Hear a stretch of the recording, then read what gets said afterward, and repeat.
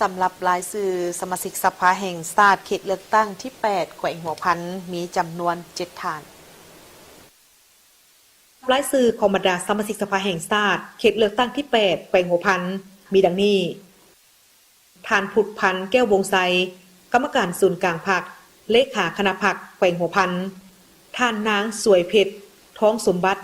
กรรมการประจำพรรคแขวงรองประธานสภาประชาชนแขวงหัวพันสมาชิกสภาแห่งชาติสุทธิเก้าท่านนางพองธรรมธรรมทองกรรมการพรรคแขวงคณะบริหารงานสาพันธ์กรรมบาลแขวงท่านใจเพชรเฮืองถาวรหัวหน้าแผนกกสิกรรมและสิ่งแวดล้อมแขวงท่านสัญญแสงทรงยงยากรรมการพรรคแขวงเลขาคณะพรรค5 ทานแผนกแรงงานและสวัสดิการสังคมแขวงหัวพันท่านแสงสุวรรณวงคำกรรมการพรรคแขวงเลขาคณะพรรค5 ทาน